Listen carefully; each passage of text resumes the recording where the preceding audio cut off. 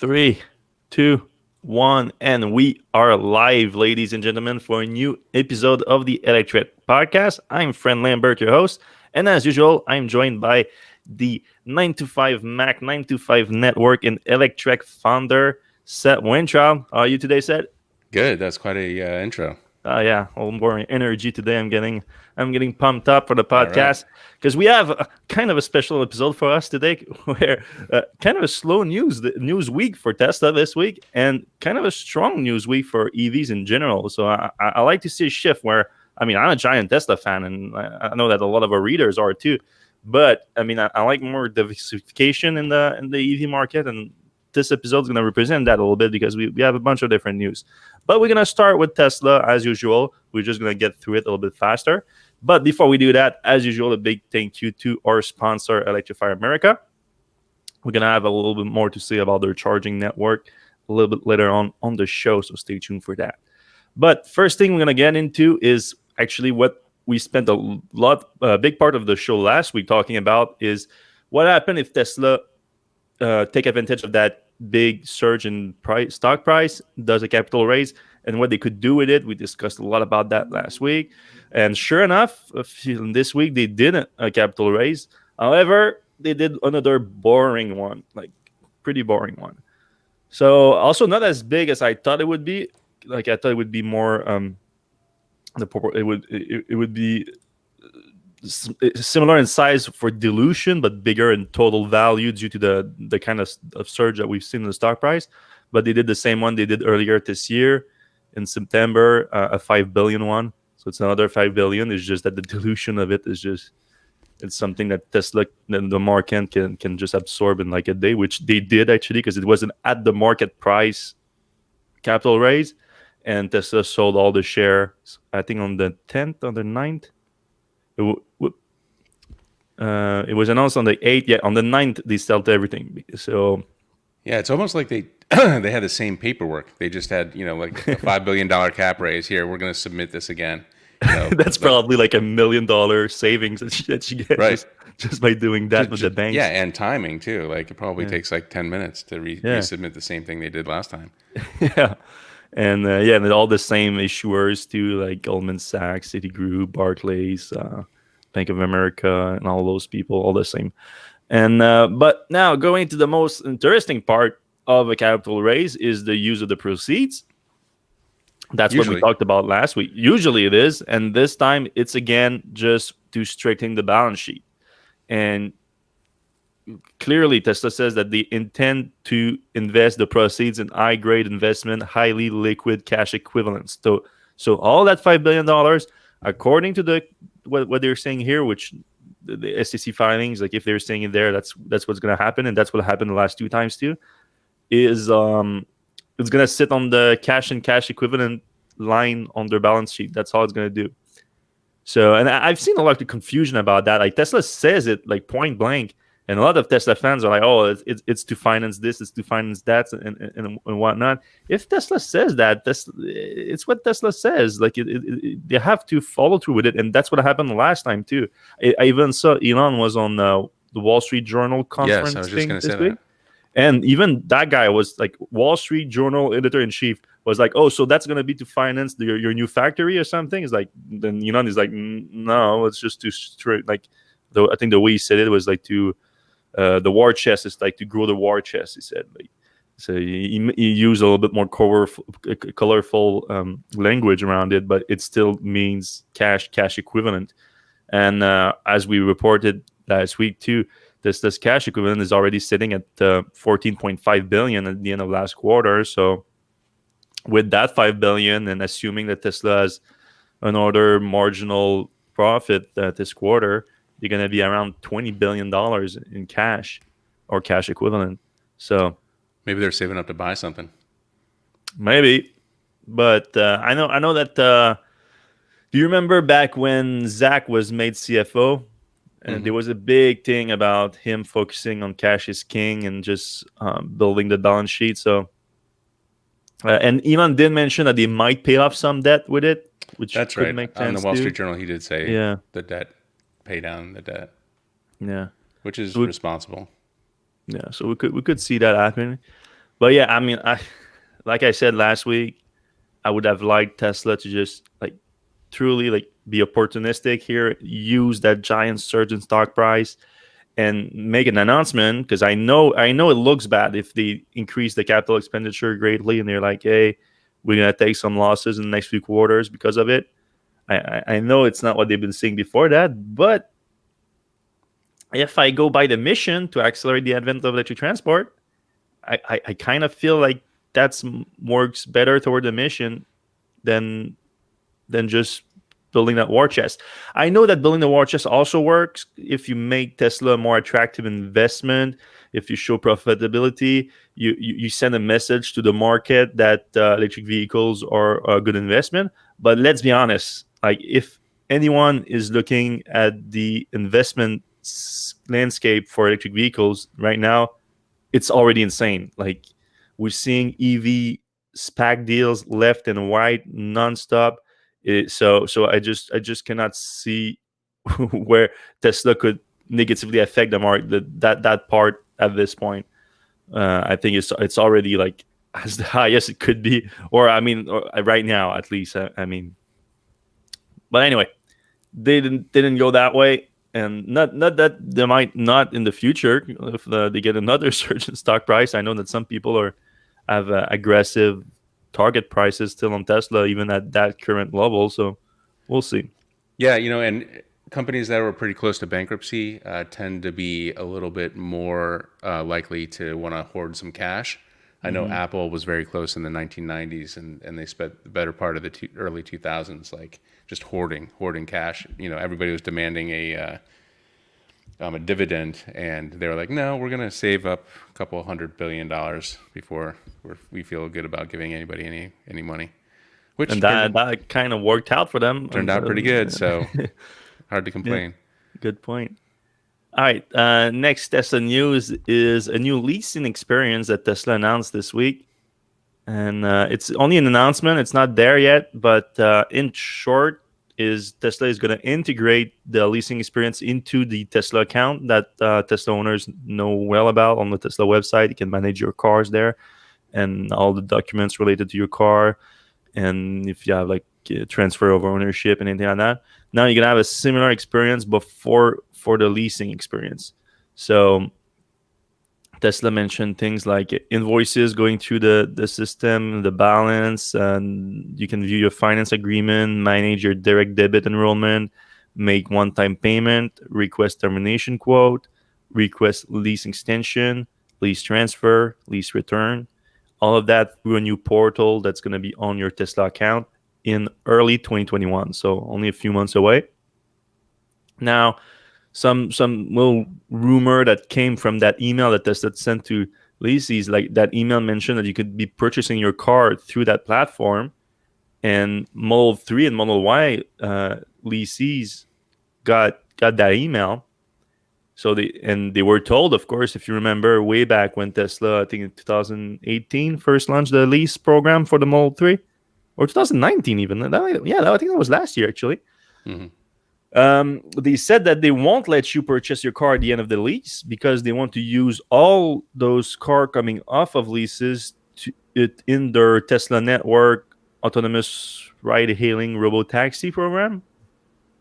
So if you remember Tesla and the Tesla network, they want to let owners put their cars on the network and do autonomous ride-hailing, but to compensate for where owners don't have enough cars on the network in some places, they want to put their own cars in the fleet. And at that point last year, Elon Musk said that they're going to use off leases cars to do that. But so now people say maybe Tesla's going to walk away from that, which kind of makes sense too, since the whole robo-taxi thing timeline kind of slipped. But I'm a little bit skeptical about it because they send the same boilerplate email to everyone, to Model S, X, Y, 3, everyone. So I think it's just more the fact that it's a boilerplate email for all owners than a clear indication that Tesla changed its policy on that front. Next news item for Tesla, we're going to talk about the Cybertruck Steel. thought was kind of an interesting news here Yep. because, of course, the steel was a big story relating to the Cybertruck because the whole exoskeleton is the platform and the body of the car, if you will, is the same thing. A giant exoskeleton made of a cold rolled steel, ultra hard 30x cold rolled stainless steel to be precise. And at the launch of it, they're gonna use just the best steel available at that point. Elon even mentioned that they're gonna use the same alloy that's gonna be used on the Starship rocket, which of course, if you were following that yesterday, the prototype blew up. But I wouldn't take that as like a negative or anything like that. I mean, They it was kind an of Earth. expected it to. Yeah, they kind of expected it, and actually, I think they pretty much consider the test a success because it's still like the 75% of the test went okay, and then they didn't get the landing right, but they already expected to go through a few prototypes anyway, so that's not really the big issue here, but. The still is still a big story of the Cybertruck, and now we learned this week that it's still a rumor because I mean the only source is a Judge David Krebs out of San Patricio County in Texas. The guy oversees the approval of a new project from Steel Dynamics. It's a $1.7 billion factory, very high tech steel making factory in Sinton, Texas, which is south of Houston, Corpus Christi. Am I making that up? Is there a town in Texas, Corpus something? There is Corpus Christi. Yep. Corpus Christi. Okay, it's near. Corpus Christi is the biggest town near Sinton, if I'm understanding correctly. And they're building a giant new factory there. And the judge this week, what he said, he was talking about the timeline for the project working, and he said this should be up and running by fall 2021. And he mentioned that project is going to supply the steel for the Tesla Cybertruck. Now, neither Steel Dynamics nor Tesla confirmed that. So, but it would be a strange, like the judge seemed pretty confident about it, like as if he was told by someone or at Steel Dynamics. So it looks like a solid rumor, but I would just classify it as a rumor for now. Nonetheless, it pushed me to look into Steel Dynamics. And I was kind of impressed by the company. They have a giant focus on the environmental issues. They produce some of the cleanest, lowest carbon steel in the U.S. right now, and they also have. They're not one of the biggest because they are actually they are sort of like the most recent giant steel companies in the U.S. The old ones are still like a lot bigger, but for a newer one, which I think was started in like '96, they are pretty big. And this big factory in Texas is gonna improve their production capacity by 25%. So they're gonna have a lot of capacity there, and it would make sense. A lot of it would go to Tesla, since the Cybertruck is also going to be built at a factory in Texas, in Austin, though, which is not that close to Sinton. But I mean, Same state. Yeah, Big state. it is a big state. So, and we know that the Cybertruck, of course, is going to need a ton of steel because, again, the whole body of the truck is made of steel. And also, it looked like it could be a very high volume program for Tesla. I mean, we are hearing of like 600,000+ a reservation for it. Not everyone is sold on the concept, of course, but I mean, I personally, I think it's going to be a success if they can actually deliver on the specs they're talking about at that price point. Tesla has an history of not delivering on the price point always, but they do deliver on the specs. So even if they are like, let's say $5,000 off on those price point for the specs that they announced, I think they can still be like very strong on the market. But anyway. I was encouraged by Steel Dynamics, and I even dropped a few bucks on the company yesterday after posting about the news. So it wasn't like it wasn't any insider info or anything like that. But I think like it's definitely some of the better earnings to price ratio that I have on my portfolio right now. That you've seen, yeah. Yeah, they have dividends already in it. It's a very traditional Yeah, some field. like a cheap blue chip, I would say. Next, we are talking about the Roadster and the referral program. That's a rare news these days. The Roadster, we don't hear much about it, but there was a news this week where on Monday Tesla started sending out emails to people in the referral program that they consider that they haven't necessarily won a Roadster, but they won a discount on it. So I almost forgot about that. That it's not just that they gave out free Roadsters, is that Tesla actually it gave out discounts on the full Roadster. So a lot more people got discounts instead of getting an actual free Roadster. Because if you got 5 referrals, then you get a 10% discount, if I remember correctly. And then up to 50 referrals, you get a free Roadsters, or 55. Oh, no, first off, you needed 5 referrals, I think, to unlock the secret prize award. And then it started from there. Something like that. It was a long time ago. But anyway, it was kind of a mess. Yeah. A lot of people got discounts on the Roadster. And now what Tesla did this week on Monday, they started reaching out to people that had those discounts, and they gave them a deadline to confirm that they want an order. They want to turn the discount into an order, basically. They don't have to put any deposit or anything like that, but they're sort of giving them until the end of the year to say that to lock in their discount, basically, to say that they're going to purchase that Roadster at that discount. I think the logic behind it is probably on the accounting side, because Tesla needs to sort of because that cost of them, those free Roadster and those discounts are basically they are deferred costs on the cars that they sold when the referral program was running like that, which was a while ago, if you remember. So Tesla basically need to know exactly how many people are gonna use the discount. They're gonna have to give out free Roadster to, in order to account for that the exact different costs that need to adjust. So it's probably a big accounting mess. But still, maybe that's why they needed that cap raise. I don't think it's in the $1 billion levels, but yeah, it's gonna be probably in the couple million. Sure. High tens of millions or even low hundreds if you count. Like it really depends on the take rate, because of course you're thinking for someone that gets, let's say, a 30% discount on it, you need to pay the taxes on them, you need to pay the insurance and everything. Of course you can decide just to get it and resell it, so then it makes sense for sure. However, it makes sense you're only gonna get like 50, you're gonna get the profit on like half of your discount, basically. And you just need to figure out if all that work is worth that. I think like over probably 20% or something like that, it's start to be worth it for most people. But I don't know, like maybe like super rich people, they're like, I don't want to go through that. And well, then if you're super rich person, probably you want the Roadster in the first place, so you don't even want to resell it. So you're just gonna.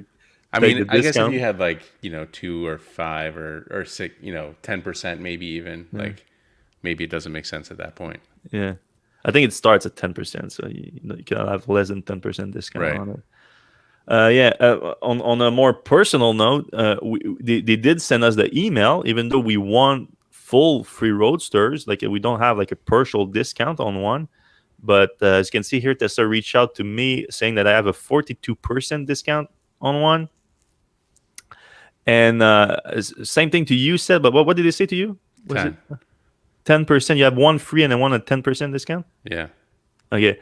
And Tesla seems to have been making a mistake, and it's not just us. A bunch of other people that won full Roadsters reached out to me about having the same issue. Tesla telling them that, and Tesla seems to have a problem. They have detected paid advertising on the referral codes, which I know for a fact that on our side it's not true. We never paid for advertising or.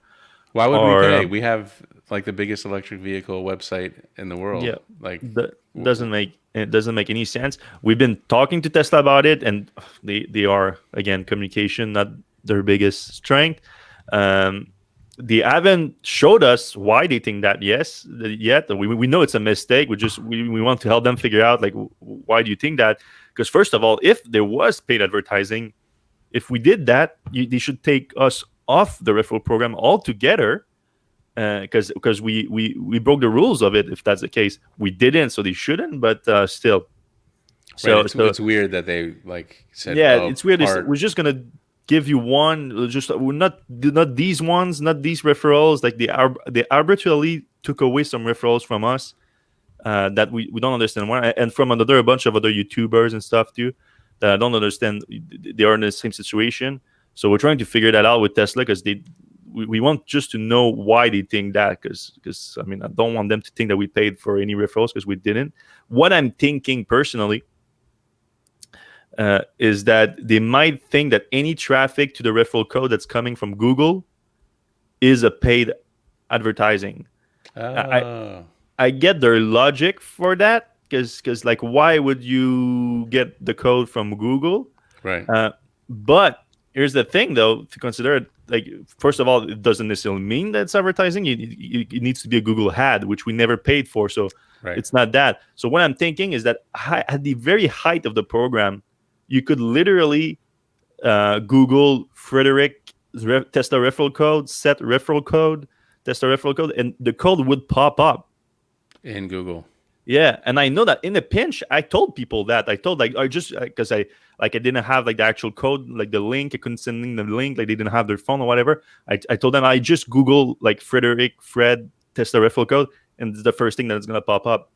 So maybe they saw traffic like that, and they're like, oh, that's paid advertising. I don't know. We're trying to figure it out right now. I'm hopeful that we will, just if Tesla just start answering our emails and everything, because the communication is just awful. All right, let's move to Toyota. That's one company we don't talk a lot about. Toyota. Electric vehicles.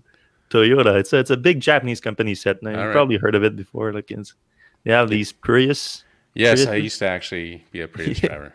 Yeah, it used to be. So there've been some announcement this week and some reports in the media. So we're gonna go through that real quick. First off is this all-electric SUV that was an official announcement from Toyota, kind of a vague one. They call it a teaser, but that was a teaser right here that you see right now. Is this silhouette of a very crude silhouette of a SUV, which kind of looks like 9 out of the 10 EVs introduced this year. Yeah, big giant wheels. Right. I mean, some nice lines, though, but anyway. Kind of the back reminds me of the e-tron a little bit. But yeah, they said that they announced that they will preview this brand new, and that's where I get a little bit worried here, European battery electric lineup, a mid-sized battery electric SUV based on the forthcoming ETNGA platform. And that's it. That's all they said about it. They said in the coming months, they're going to unveil that new battery electric SUV. So we know that Toyota doesn't have any all-electric vehicle right now outside of China. So they're still pretty much like compliance car that they're doing electric. I was hoping that their next car would be a global all-electric car. I'm still not completely saying that that's not going to be the case, but the fact that they mentioned it's going to be an European battery electric lineup, I don't know if they like target the announcement with the European market, or they're saying it's just going to be in Europe, which would be a real bummer, of course. But not that surprising if they are still only focusing their electric vehicles on compliance market, because, of course, the European Union has a much stronger regulation when it comes to fleet emissions, so that would make sense for them. But still, I mean, I'm very worried at this point. If you're just all your electric vehicle programs are compliance car, it's just such a bummer. Yeah, it is a bummer. And even the plug-in hybrids they're not making enough of them. The RAV4 comes to mind. I know a couple people who were trying to get them, and they literally could not. Like, the dealer was like, no, they're just not available. Mm-hmm. Yeah, and the RAV4 not plug-in is such a giant vehicle and everywhere. So, yeah, the only other tidbits of information they released about it is that ATNGA platform. They say that it's going to be like a modular battery pack, so you can play around with the number of modules inside. We have this image here that shows it, and also you can get Um, it's going to come with a front-wheel drive system, but you can also get a dual motor all-wheel drive system. So that's a nice option to have. Pretty standard though now in the industry. Like most people are going that way. VW ID4 comes to mind. Now with Toyota announcing that, right at the same time, Lexus announced their own teaser for an electric SUV. And like them, they didn't release much information. They has this teaser image here, like that, and then they talk about the platform that is going to power it. Not necessarily a platform, actually. They just talk about this direct 4 drivetrain, so all-wheel drive drivetrain, and they have this quick teaser video about it. Nothing crazy. A lot of just mild teaser, but they do talk in the whole video about this new Drive 4 drivetrain that doesn't look nothing crazy, to be honest. It's nothing like groundbreaking, but and it's also not surprising to see Lexus announcing that at the same time as Toyota, because of course Lexus is the premium brand for Toyota. Last thing I want to talk about with Toyota is the solid state report that we got from Nikkei Asia. So that, as far as I know, it's not coming directly from Toyota. They seem to say that they coming directly from Toyota, but I couldn't find any actual quote from them about it. But they talk about, it's sort of an update on their solid state battery effort from Toyota. And we know about those efforts since back in 2017 when they started the program. And they already said that they were aiming for commercialization in the early 2020s. But now the report says that they plan to unveil next year their first vehicle that's going to be powered by this solid state battery, and still aiming for that early 2020s release. So coming quite soon. I don't know that it's going to be that SUV that we talked about earlier, but if Toyota or it's either that or Toyota plans more than one car to be revealed next year. Though they talk about the revealing of the prototype of the car, so it might be just the prototype, and then they don't bring it to production very shortly after.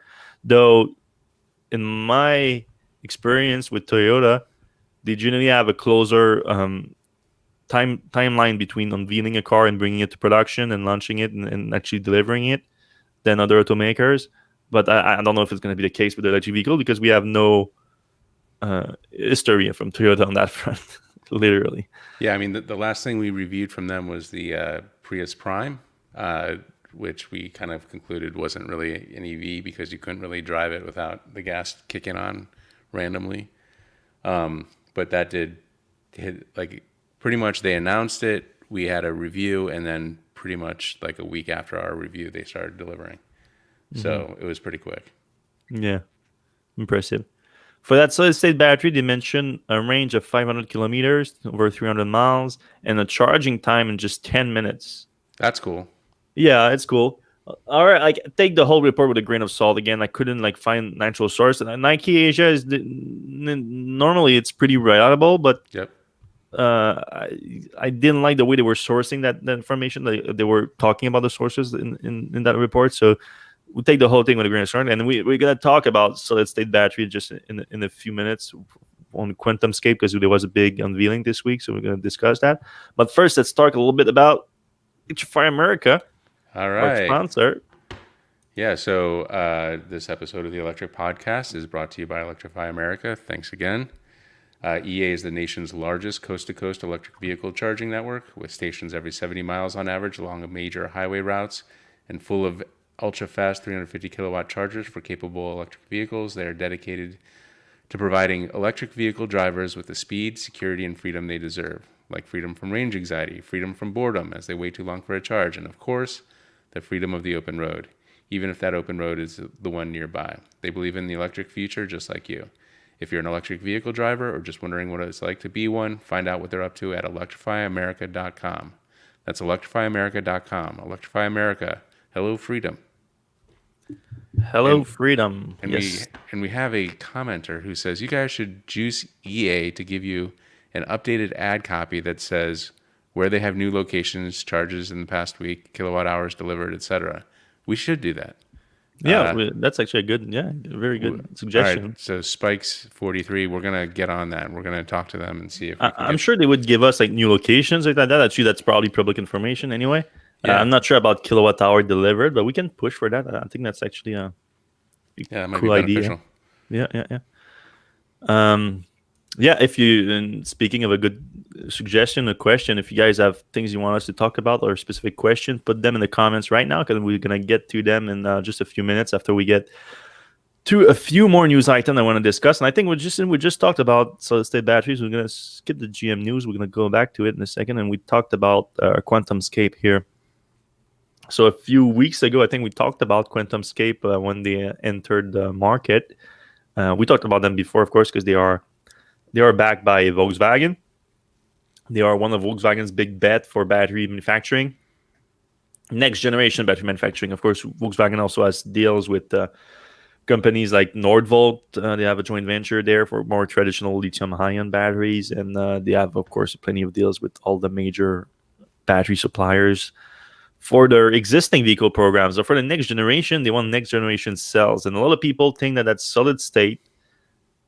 So basically a solid separator instead of adding a liquid electrolyte in the chemistry of the cell is that next generation. There's some debate around that. Some people think that lithium ion has a longer tail, that it can still improve a lot more before a next generation can take over, while others think that it's closer to reality. Others, like Toyota, apparently. Mm-hmm. QuantumScape thinks that it's also the case. They think that they're not ready for production yet. They're not ready to put their cells inside cars, but they're getting there. And this week they had this big presentation that actually released some very, very impressive data and very clear data on their existing cells and what else they need to do in order to be inside actual commercial products, especially electric cars. And just disclosure, I'm an investor in QuantumScape. I put some money in it last month. I think set 2. Yep. So just a disclosure about that. But I mean, we're going to be pretty straightforward about the information here. I was impressed by the presentation. And to start with, now I'm going to mess up his name, but the CEO, Jagdeep Singh, I think. Jagdeep. I was impressed by the guy, like a very clear presentation, very solid presentation that to the point. Yeah, you should go watch the presentation Yeah. if you're at all interested. It was very easy to follow and pretty interesting. Yeah, and he was also like not overstating things. Like he said, like all these tests are here are the parameters of the tests, and he explained why they are relevant to an actual conversation of the products too. So because that's an important thing, and I think that was all put into context too. At the end, they had GB Straubel, of course, Tesla co-founder and longtime CFO, put all the result in context of electric vehicles and how this is actually useful for electric vehicles. So that was very interesting too. But basically, it goes through all the problems with solid state batteries to make them viable: charge rate, cycle life, operation at cold temperature, and also room temperature, basically. Yeah. Do we call it room temperature if it's not in a room? You don't use your electric car in a room that much. But like 20 to 30 Celsius, like solid states, they like to operate a little bit higher temperature normally. So now you get some kind of dual problem with solid state battery inside of electric car, because electric car normally they don't like to operate in the cold. They don't like to operate when it's too hot either. So they like to operate at a nice temperature. Solid state, it's like the other way around, really. They like to operate at high temperature. So if you operate them at super cold, not great. And then if you want to operate them at super high temperature, then you have to bring them there. So they sort of show how they address all those issues. They didn't get into the secret sauce that much of it, for obvious reasons. Of course, they don't want to be copied. But the secret sauce is sort of it's a ceramic separator. That they are using. Yeah, the width of a playing card. Yeah, super thin thing, but flexible. Yeah, which is surprising for ceramic. And they say that they didn't reveal how it's made, the composition of it, but it's made of 4 precursor materials that are apparently commonly available. So it's not a problem to sourcing it for production reason, but there was a massive issue in manufacturing it and actually making it viable with a low defect rate. And basically, that's been the whole challenge until now. And now that's why they are ready to talk about it and really to launch and fully come out of stealth mode, because they think they have figured out the manufacturing of that product at scale. They say that they came out with the product in 2015. They had that ceramic separator, and it took them 5 years to develop it so that it's manufacturable at scale with low defect rate. So I think that was really interesting point here. But in terms of like the current cell that they have, so what they released is they released a bunch of data on a single layer cell prototype that they sent to Volkswagen, they sell to clients to test them, and now they're showing the test results and how it matches to a commercial product. In terms of fast charging, they can get from 0% to 80% in 15 minutes. They can actually get there a little bit faster than that, but they think they go a little bit conservative for the commercialization of the product. That kind of makes me think that the Volkswagen numbers that were given by Nikkei were Toyota numbers. Yeah, the Toyota numbers, sorry, that Nikkei produced were 0 to 80%, not 0 to full in 10 minutes. That would make a lot of sense, yeah. I mean, because I mean, like that's the big problem with charging batteries. It's that last 20% Right. or even sometimes 40% or something. And you see here on that curve that the QuantumScape batteries has the same problem here. Is just after that 80%, it tempers off pretty quick. But that 0 to 80% is what's really important anyway. yeah. And that 15-minute marks, that's impressive. There's no way around it. There's nothing that come close to it right now. The curve here, like that's what I was looking for. I was looking for what they were benchmarking it against. But I look at this curve here, and they look at the like 80% in like a little bit less than 40 minutes. And in my experience, even like in Tesla vehicles, like that's about right. Like yeah, for the most part. Even like in the Model 3 at 250, that 250 kilowatts, you don't get it that much. Right. If you're lucky. Then the battery cell life. Okay, that's where people got a little bit confused and were like, hey, that doesn't feel that good. They're talking about 800 cycles at 80% capacity. And they are referring to that at 250,000 miles. Because they say that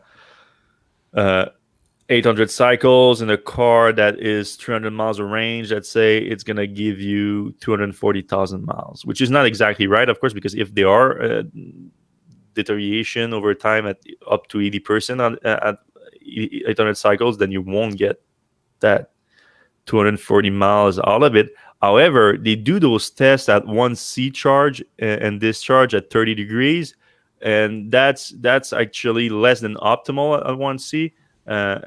Most car charging at level 2 and whatnot. Like of course, there's such a wide array of use cases. We cannot cover everything, but I think for the most part, this is more aggressive than most people would use it. And you can see actually their test results here is nowhere near that 800 cycles, 80%. I think they're being extremely conservative here. So if that's what they're actually getting right now with that kind of use cases, I think a more appropriate, more normal use cases in a car could actually get much better result than 240,000 miles at 80% degradation. That's just my presumption, but I think it's most likely the case. Energy density, they were a little bit vaguer on that, but basically the main figure they give is like 1,000 watt hour volumetric energy density of 1,000 watt hour per liter, which is roughly 50% higher than what you get right now with the best lithium-ion batteries. So obviously that's a big giant win. And they see a lot of improvement capacity on that. They see even 100% over the current volumetric energy density of a lithium-ion battery. So energy density is going to be a big win no matter what. But we already knew that about solid states. That wasn't really the limiting factor. Limiting factor was more like the charge rate without degradation, and there's going to be degradation, but with limited degradation, and that's what they showed here. So JB Straubel, JB was one of the main reasons I invested in the company in the first place, because I think he's one of the most knowledgeable people when it comes to lithium, batteries in general inside electric cars, and him backing the company was a big deal to me, since he's basically putting his stamp on approval on this technology is going to move electric vehicles forward. He said, here's like two good quotes, I think, from him. He said, the team at Tesla did an amazing job over the years optimizing inside that window to build a prototype with incredible performance characteristic. And it's not part of why EVs are succeeding, but all these little edge cases where the product is limited, this technology can really break through that. So basically saying that even though electric cars with lithium ion already are very good vehicles, where they have disadvantages over gasoline vehicles, the solid-state QuantumScape solid-state technology can get rid of those cases.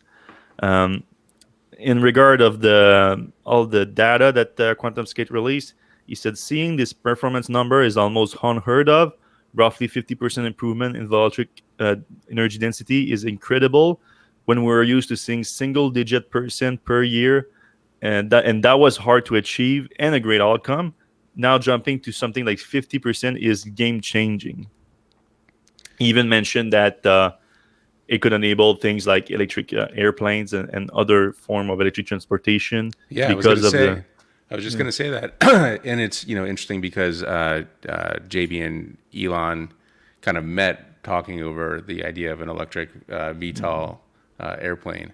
So this has been kind of in everybody's mind for kind of a long time. And I think he said something like it's going to allow longer haul flights. Like, obviously there's some airplanes now that are using electric motors for, 1 hour flights, something like that. And he's, saying this is going to be like long haul kind of possibilities here. Mm-hmm. So that's pretty exciting. Yeah. And also, QuantumScape wants to go also beyond electric vehicles here, and they think their technology is also going to be useful for consumer electronics too. I think that's important to mention. I think they can see the technology making it to phones and to laptops and whatnot. So a big opportunity there too. Now, in terms of what's next for them, because they have those cells, they have the prototypes, they see a path to production. But what is that path to production? I saw a little kind of winking comments at Elon Musk about his prototype is nothing. It's super easy to achieve. It's production that's orders of magnitude more difficult than a prototype. He sort of addressed that a little bit, and he said that he's not underestimating the challenges of bringing the product to production. But he did highlight why he thinks that it's not that big of a challenge in their cases. And in their case, no anode production with that technology. So that's the big advantage. He just remove a big part of the manufacturing process out of the making the cell. Now, the biggest issue was their separator, the ceramic separator, but that's what they've been working on for 5 years. And now they think that they can mass produce it. So, and the cathode is the same as they exist today for lithium ion. So there's already all the components are there. They just need to make them all work together for mass volume production and create it into multi-layers cells. Because right now the cell that they have, it's basically like a playing card that they have, and they need to stack them up together and make sure that cell, as they're multi-layered, also work well with their the different performance figures that we just mentioned, because of course it can change things like thermal performance when you have a multi-layered. So there's not a lack of challenges, but still. Yeah. All right, let's move on. The other news that we just skipped before was the GM news. So just a quick one here. It's basically that GM sort of unveiled for the first time a real working prototype of the Hummer EV. And if you remember when they did the unveiling in October, there was some people that were really hammering on them for not having a working prototype at the unveiling, because I mean, there's a lot of images that had like this mention that it's like computer generated and whatnot. And GM admitted that they don't have a fully working prototype yet, and now they wanted to show the dollars wrong, and they showed a working prototype here, and they released this quick video. I mean, the video is extremely short. You don't see a lot of working footage of it, but it's actually working. And for a second, is it here? Yeah. Oh my! For a second, you see on the plates, it's OMG real. They really wanted to show the dollars wrong with it. Like it's actually a real vehicle here. Now you see it on the road. That's not computer generating images. It's actually the vehicle working. But that was it. I still think that was worth a mention, because now they do have an actual working prototype of it. Last news I want to talk about. I know Seth is excited about talking about it. Is this Aptera news? So Aptera, for those who don't remember, was around in the mid 2000, late 2000 decade. Yeah, way back In 2006 was launched. 2008 they unveiled their prototype. I mean, this is like Roadster, Tesla Roadster. Yeah, but it wasn't all electric back then too. Right. It was a hybrid version of it, but the actual form factor is extremely similar, because the actual idea behind the startup to start with was to create just a hyper efficient car. And by hyper efficient, they mean especially the aerodynamic. As you can see, it's basically a droplet, the car. Yep. With completely covered wheels, 3 wheels too, which is also a lot more efficient, and with a hybrid powertrain, which was more accessible back then, since electric cars had yet to take a hold.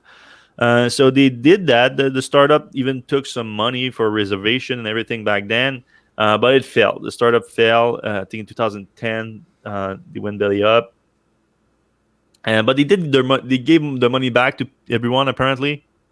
That's when I made sure to look into that. If it wasn't the case, if some people lost money on that, let me know, because that definitely would change my perception of the company. But from what I heard, it's just like, I mean, it happens. Like, company fails, especially in the automotive industry. Like, it's extremely hard to get started. But 2 years ago, the original founders of the company bought back the company, or like the what's left of it, the assets behind it, and tried to relaunch it. And those people got some experience behind them, because they started Flux Power. They started Flux Power, which makes battery pack and electric drivetrains for forklifts. So they retrofit forklifts with electric powertrains instead of propane. I think most of them work on propane nowadays. And they put battery packs instead and work them off that, and the economics of it actually works very well. And the company is doing well. They're on the public market now, and they are in a lot of forklifts all over the U.S. Now the same founders, Steve Fambro, Chris Antoni, and Michael Johnson, which were behind the original Aptera and now work at Flux Power. They now relaunch Aptera as its own company. I don't think it's related to Flux Power anymore, but I mean, I think the context is still interesting. And they unveil an all-electric version of the original design, an updated version of the design, and they apparently have a working prototype of it. Or actually, based on the video that they showed the vehicle on the road, all electric, kind of good looking. I think as good looking as you can get when you are trying to achieve a 0.13 drag coefficient. I mean, that's kind of crazy.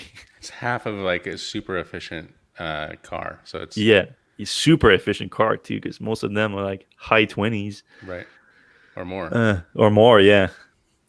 So 0.13, that's crazy. Now, the idea of it behind it, of course, we are all for super efficient cars, but if you go with an electric car that has also a super aerodynamic design, what you get is you can get a decent all-electric range with a small battery pack because it really doesn't take a lot of power to get a mile of that car. So what they said now is that they can achieve a 250-mile range. It didn't say on the what size of battery pack, but the car is going to start at just $26,000 for 250-mile range, which, I mean, it's good in an electric vehicle, or because there's not that many vehicles that can get that price in the all electric segment.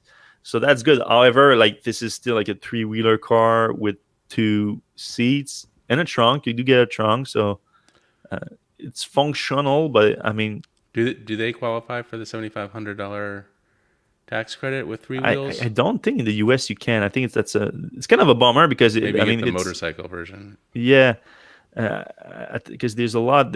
I mean, it's functional like a car. It's just a three-wheel thing that changes things. But they're gonna have other version too, and so that's probably when things get even more interesting. So you get a 400 miles version for 29,800, 600-mile version for 34,600, and 1,000 miles version for 44,900. So $45,000, you can get 1,000-mile electric car. We And should I do actually a believe it. we should do a cannonball run with that thing. Yeah, you could get pretty fast there, and Pretty far. yeah, pretty far on a single charge. Of course, I don't know. I mean, I don't know if those are actually PA numbers, but I kind of believe it with that kind of efficiency that the car can get. Also, it's not a super powerful car. You can get either a 100 kilowatt front wheel drive drivetrain, or 150 all wheel drive powertrain. So like a 100 kilowatt motor on front, and then you can have the 50 in the back, something like that.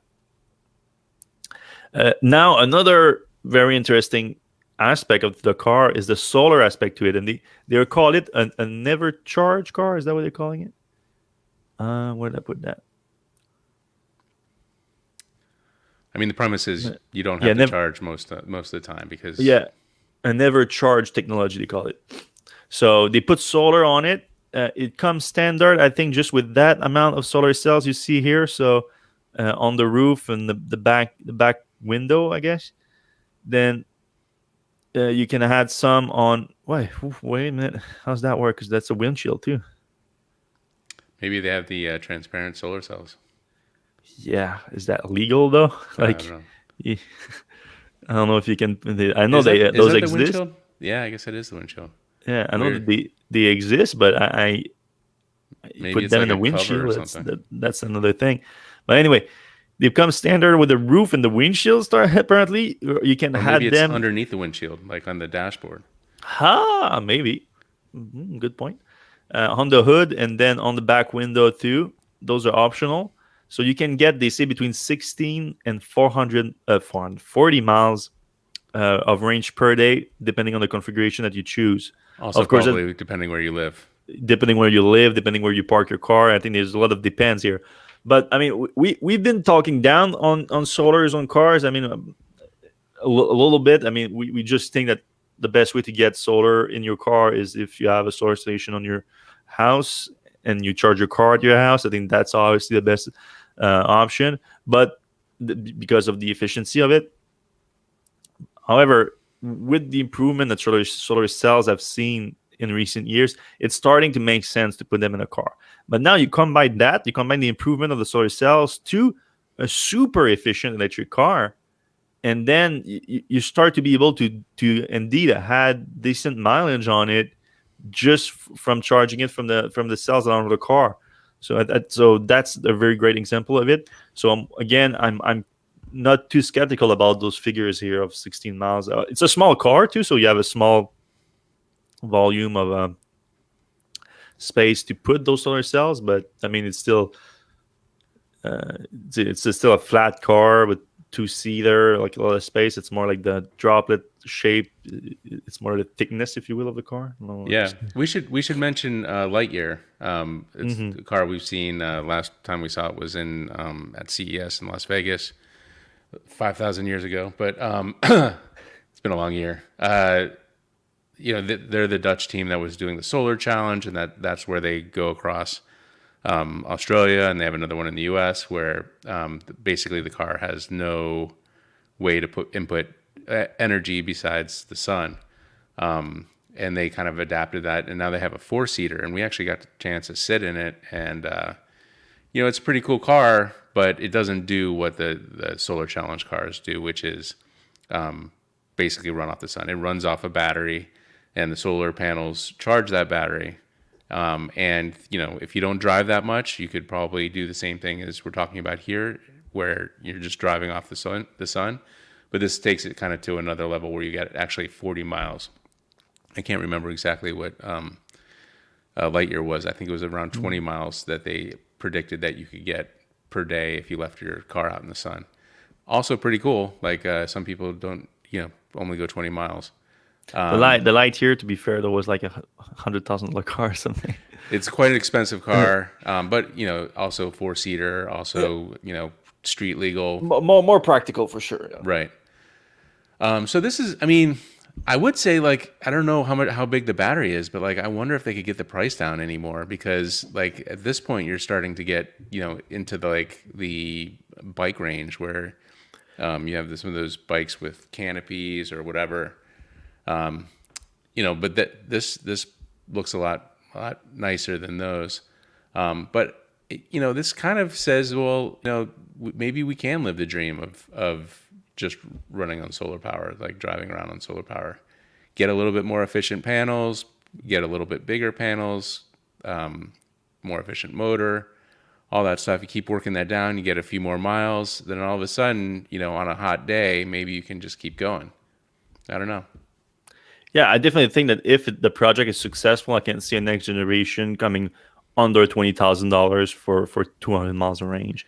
Yeah, and that's going to be a big solution for a lot of people, I think. Like, right. Like 250 miles of range is a lot for a lot of people. Like a city car, especially, you make that to a city car. I think they have something here. We'll see. We're gonna have to see. So it's not for everyone, for sure. Yeah, I actually put $100 down. You did? Oh, yeah, that's right. You did. So I'm excited. Like, I don't know if I'll buy one, but it seemed like enough, or not too much money, but maybe we'll get some inside information about that owners will get, and maybe it'll convince some other people to build something even cooler. So yeah, we'll if they come out and they say, we got like 50,000 people to put $100 on it, that could be cool. And the article was like kind of popular too, like a lot of people commenting on it and everything. Like, yeah, don't remember how many views it got, but I was interested about that. See if people are gonna be interested in it. It says 0 comments here, but that's not true. 138.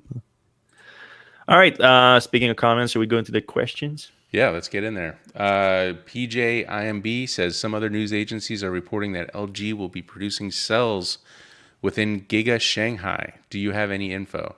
So we did see a report from, I want to say Digitimes, which is a Taiwanese publication that I think John Weaver sent that in to us. And it was pretty short and sweet, that one was. LG was going to produce packs without modules, kind of like what Tesla does. Mm-hmm. And it kind of implied that was going to be part. I think LG is already a supplier for Tesla in China. Is that true? Yeah, it is. But it's for 2070 cells, though. Right. So, theoretically, if LG is making Tesla type of cells in China, maybe it makes sense that they build them in the Gigafactory. We already seen reports from LG that they were building a 4680 cell with the same specs as Tesla announced. So we know that something is going on there. That they're going to produce them at Giga Shanghai, though, I didn't hear that at all. Yeah, we didn't see that part of it. But there might be some confusion because LG does have a factory pretty close to Giga Shanghai. So that might be where the confusion is coming from. In regard to Tesla's cash pile, they could lose $1 million a day for something like 50 years, according to KC5 GTS. Yep, that's part of having a lot of money. A million a day is pretty easy to burn through, though. For a big company like Tesla. Yeah, for sure. Tesla could buy Mazda outright with just what they raised this week. Mazda has a $4 billion market cap. There's a reason why Mazda's market cap is $4 billion. It's probably because they don't have very good prospects. But also when there's a buyout, normally there's a premium on the current trading price. So $4 billion, though, that's not that much. Yeah, I agree.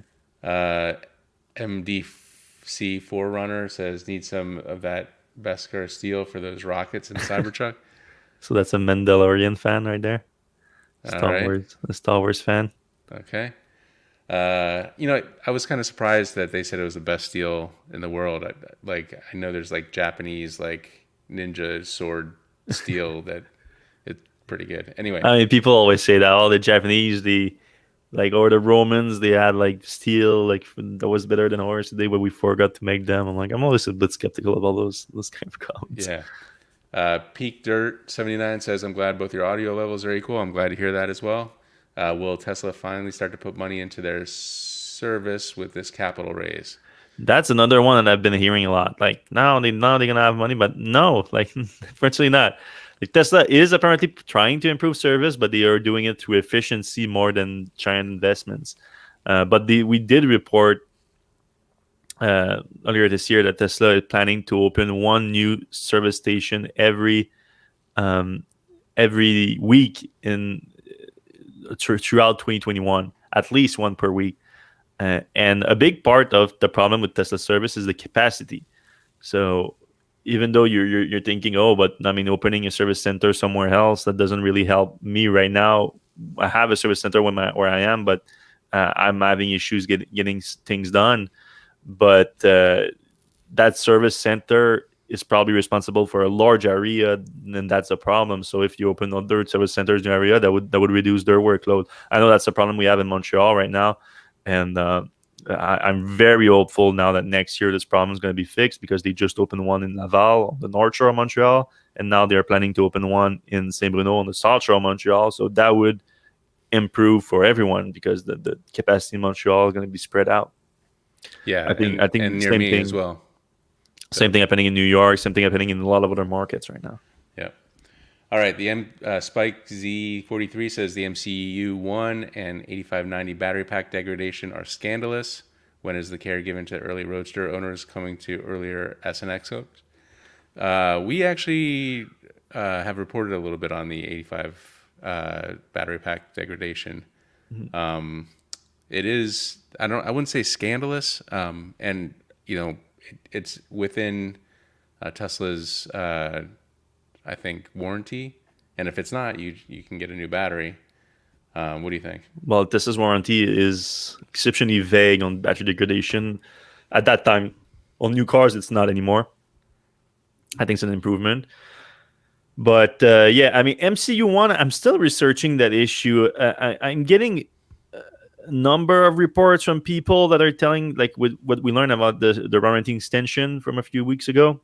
A lot of people are trying to get that, and Tesla is kind of shutting them down, saying that it's not the issue. I'm afraid that with the MCU1, I know that NHTSA is still investigating it. I'm afraid that we're going to have to go through a recall maybe on that front or something like this. I don't know if it's going to come to that, but like, I'm starting to think that we might need it with how Tesla is treating the issue. It's kind of a bummer. On the 85 and 90 pack, I know there's a lawsuit, a class action ongoing on that front. Was the lawsuit in regard to the software upgrade that limited the ability to access as much of the battery?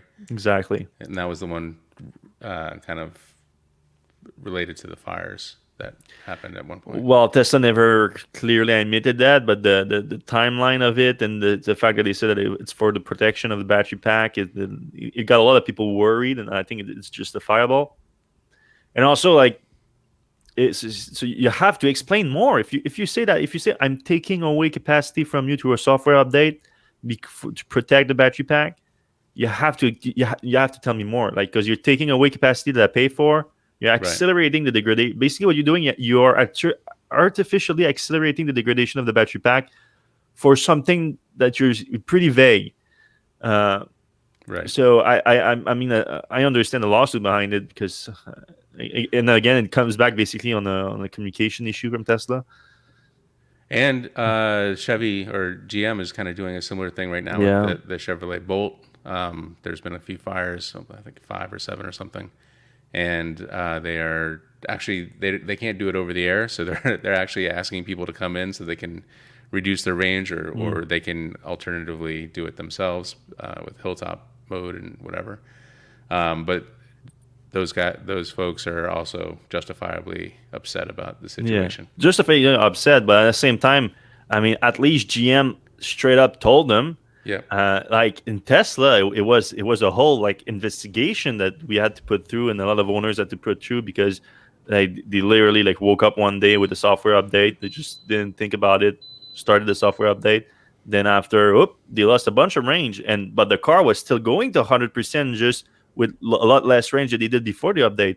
Chevy owners, they told them, we're going to lock your range to 90%. It's not going to go, was it 90% or 80%? I don't remember. Yeah, a little over 90%, yeah. A little over 90%. But we're going to lock it there, but it's not going to show 100%. Like, we're actually, like, honest about it. It's locked to 93. Tesla just played with the numbers. Now your 100% is 20 miles less. Like, and then we have to figure the whole thing out. It was poorly handled by Tesla. Yeah, and I think the MCU1 issue, a lot of that has to do with the early MCUs were writing to the SSD storage log files, and those things run out of writes and rewrites. So that was part of the issue. Yeah. All right. A Facebook comment. Do you see Tesla stock going up or down after S&P inclusion? I have a feeling it will drop because many traders want to sell at that point. Let me get my crystal ball right here. Like, all right. You need your genie ball. cap? I don't know. The price is crazy right now. I mean, I actually think this is going to be worth more in the next decade for sure. Now, short term, I mean, it's a gambler's game to do that thing. Yeah, I'm in agreement there. Yeah. Another question from Mark LA. Do you both have reservations for the Cybertruck? Yeah. Yep. All right. I have 2 of them. I have one for the tri-motor and one for the dual motor because I'm not sure yet which one I'm going to get. Yeah, I only got one, which is more trucks than I've ever owned. So, Ben Kingerley, what do you think of Zero motorcycles? Have you ridden the Harley Livewire? That sounds like a question for Micah, our two-wheeled expert who's done both of those. I've helped Micah during his review of the what's the Zero SRF, the SRF Zero and the Livewire, Harley Livewire. He did earlier this year, did a review of both, and then he did a comparison review of the 2 vehicles together. You can check that out on our YouTube channel right here. And he was very impressed with both vehicles. Of course, the Zero is a little bit cheaper with similar performance. The Livewire just better built, more premium built, maybe. Yeah. Couldn't ride them though. I don't have my motorcycle license, unfortunately. I want one. Right. It's just that Quebec is so backward that they forced me to learn the clutch system and to do the test on a gasoline bike, even though I'm never gonna ride a gasoline bike. I just want to do the test with an electric one and be done with it. But we still have old stupid laws about it here. So yeah, I think I'm in the same boat. Yeah, I want them to change that. When they change that, I'm gonna be first in line to. All right, break my neck on the motorcycle. Yeah. Gary C. Hunter says, why is so slow to get EV chargers installed in major shopping malls and grocery stores? Well, Gary, I'm not so sure that that's the best place for EV chargers. Yeah. It's nice to have, like certainly a benefit. I may plug in, I may not. But most EVs that come out over the next whatever years are going to be 200 plus miles. And going to the local grocery store isn't going to be a stress on your battery. Mm-hmm. If the grocery store is located between 2 major cities and people are traveling, and want to stop, that makes sense if they put in fast chargers. But generally speaking, level 2 chargers outside of destinations, a destination would be like a train station or a airport or even a hotel where people are staying overnight. But like a grocery store, level 2 doesn't really make sense. And a level 3 doesn't really make sense if it's just your corner grocery store. Complete agreement here. I think the Yeah. focus should be way more on level 3 on major highways, but at the same time, it's still helpful, like you said. So we still should do that. I just don't think we should focus on that. But yeah, I mean, tell your grocery stores and tell your malls, because they can do it themselves. Like they can buy there's plenty of option when it comes to commercial level 2 chargers that are not too expensive, and they have now very good software to run them and to have like payment system installed, and you can eventually probably like have a return on investment, and probably not a quick one, but still long term. And a lot of places, by the way, have a nice incentive at the government level to install those. So with those, the return on investment can be pretty quick. So something to think about. So Jolly Green says Toyota has a self-charging EV like a Honda. First of all, there's no such thing as a self-charging EV. It doesn't, unless it has it's solar on it. Yeah, but then it's being charged by the sun. Yeah. Self-charging is not a thing. So I guess maybe nuclear would work. Anyway, so those are garbage. Those self-charge, quote unquote. The marketing on it is garbage. Right. That self-charging marketing is. And frankly, why you have an EV? Why put a gas? I don't even want to get into it. Yeah. I could. They're literally proud when you say that's self-charging. They're literally proud that it's a hybrid without a plug. That's what they're saying. They're saying we have an hybrid. It doesn't have a plug, and we're proud of it because it charges itself after you put gas in it. That's Right. what you have to remember. It charges itself with gas. We have our own little coal plant. That's actually a gasoline plant Right. inside the car. Right. All right. So another Toyota EV will be set up to have a rear motor. Why would the standard model be front-wheel drive? I'm not sure that matters. I mean, that's what I understood for the graphic. Yeah, I might be wrong, but they said that the front motor was fixed and all. Did you hear that Cybertruck delivery is delayed until 2022? Okay, so I think that's coming from my report from last week or the week before that, where I reported that Tesla is reaching out to Cybertruck reservation holders, and in that they repeated the production timeline, but then they added the delivery timeline that's going to be a few months after. So they said like late 2021 for the production and early 2022 for deliveries. Like I said, I don't think I think that's no changes to that. It's not a delay. It's just the way that what's phrased in the email was different. And remember, that email is framed to convince people to buy cars right now or to Right. lease them right now. So I think a bunch of people took the email that I shared and started running with that headline that a Cybertruck is delayed. But I'm taking the whole thing with a grain of salt because that wasn't the goal of the email at all. All right. Moving on. Superpunk. All right. This is a confusion with Cyberpunk. I think so. That's already out. Cyberpunk is out now. And you'll be happy to know that Fred's gaming PC is on the way. So we'll It's be not for Cyberpunk though. I'm not.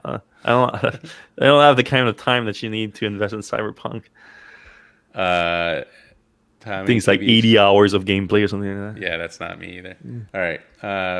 Was the 82 kilowatt hour battery just a false rumor? What are we? I think it's a reference to what we talked about last week with Bjorn, and now I think Bjorn started to look into the battery pack of the 2021 Model 3 that he got, and he said it's not 82 kilowatt hour. I mean, the 82 kilowatt hour rumor was straight from Tesla. That was from documents of Tesla like delivering it. So now, so I would need to look more into that because that would be strange to me because the information was coming straight from Tesla. And I don't know yet exactly how Bjorn got those measurements. We're going to have to see. Mr. Awesomeness modestly asks, question is, if the apocalypse occurs tomorrow, would you rather have a car that is old technology and proven or a car that is faster and more risky? Well, so apocalypse kind of assuming that it's a big problem, I would rather be able to produce my own electricity with a solar panel than drill my own oil and refine my oil. So,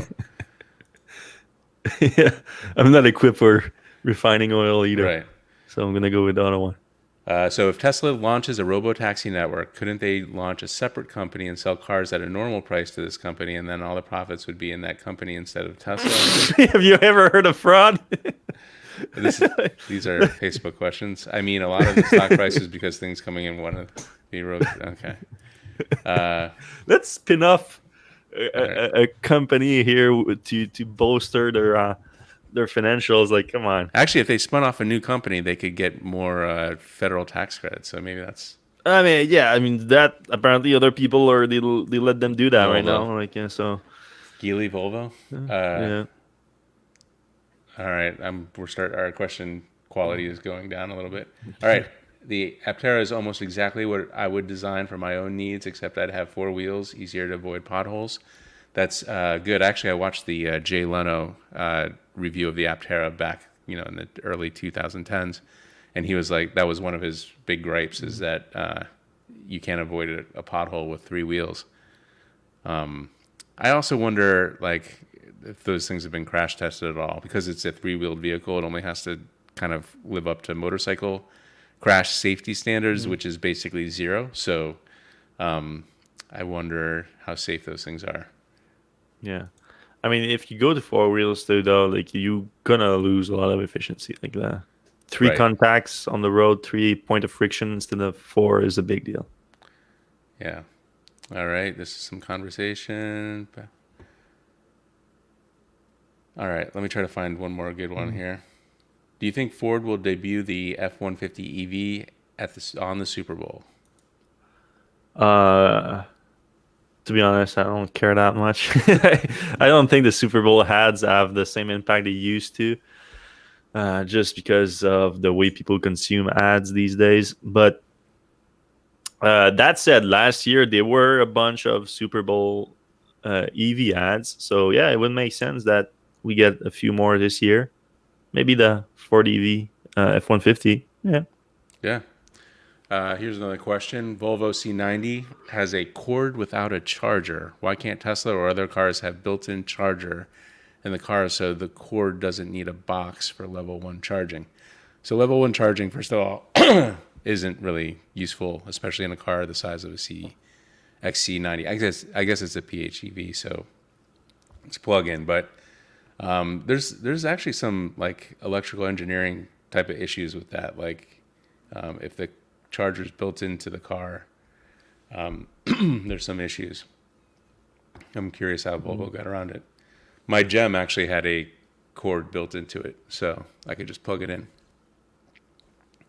But that's gone now. All right. Germany is slowing down, I think. Watch out for those snakes. All right. We're getting to the... That's a reference to the lockdown on the new tree clearings at Gigafactory Shanghai because of the snakes in the forest, which I've heard from very reliable sources that they were planted by BMW there, the snakes. Oh, wow. So they weren't real snakes. So BMW had special agents put snakes at the Gigafactory for to slow down Tesla. That's you can quote me on that. All right. Ben Pena asks, what will be the first affordable EV truck to come to market? Truck. Ooh, that's a good question. That changes the answer here. Are trucks even affordable ever? Yeah, that's the thing. You have to compare with what else is on the market. I mean, there are trucks that are not crazy expensive, but it's been a pattern with the electrification of the automotive industry to go up market and then go slowly down market. So you start with premium segment and you go down, and that's what's happening, I think, right now. I mean, you see GM with the Hummer, Tesla Cybertruck. I mean, it looks like Tesla's going to be the cheapest one with the single motor version of the Cybertruck. I think that's probably going to be the cheapest one you see. Yep. We don't have all the details or any details really or on the Ford F-150. My gut feeling, though, is that the F-150 electric that is going to first come out is going to be a Raptor kind of competitor. Yeah. Not not the cheapest version of the F-150. All right, we got a few more. Elon once said that they were going to maybe look at having FSD follow for the driver versus the car. Any news? Do you understand the question? I mean, is it saying that the car follows somebody else? I don't know. Yeah, I don't understand it. Sorry. Be more specific in your questions. Yeah. All right. Model Y order page in Norway says production will start early 2021. What is the latest rumors on European Model Y deliveries? I'm assuming that means some are coming from China. It's a possibility. I don't think there's going to be any Model Ys built in early. Or some are coming from the U.S. too. I don't know. Yeah. Yeah. I mean, it makes sense because I don't think any are coming out of Norway. Giga Berlin. I keep accelerating my 100% electric vehicle timeline in Norway because everyone is focusing their sales there now, and Tesla is losing a ton of market share. So I wouldn't be surprised if Tesla decide that let's keep the Gigafactory Berlin launch for the broader European market. But if we want to stay relevant in Norway, let's bring the Model Y faster. That could be a possibility there. And I mean, even the Chinese now, all those Chinese companies are coming to Norway pretty fast. Like Xpeng is there now. The FAW is getting there. So it's crazy. All right, I have some clarification. He says the purchase of the FSD package follows the driver versus the car. So like if you got into a wreck or something, you would retain the FSD rather than the car going away. So Elon said that he would consider that. He said that on the last quarterly call.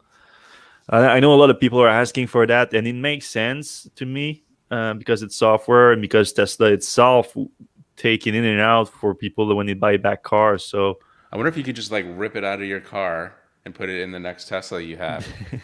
Yeah, the actual computer. Right. I mean, it would probably be cheaper than buying it, $10,000 anyway. Yeah. All right. We have a Aptera not fan, Zeev Kirsch, 20 years of taking money and not returning it for deposits. Just please stop talking about Aptera. So they did stole your money? Because from what I'm hearing, they did give back the money for the first time that it didn't work out. So I don't know. I don't know. He wasn't specific about that. Yeah. Model Y order page. Latest. All right. We already went to. All right. Yeah. So that guy John thought that it was really relating to like a follow feature, like what do you call it? Like the platooning feature. Convoy feature of like following another car, like Tesla Semi following each other, so that you can use a drag of the other vehicle. I thought that for a second too, but the purchase of the package makes more sense to me. All right, and our last question, Stefan Schnablager. Any idea why the Model Y is the first model slated for Texas instead of the Cybertruck? I think first of all they know how to build it.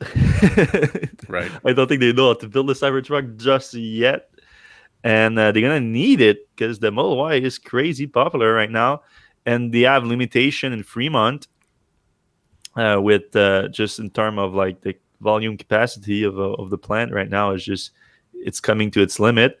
So they think that they can really use more capacity in North America right now for the Model Y.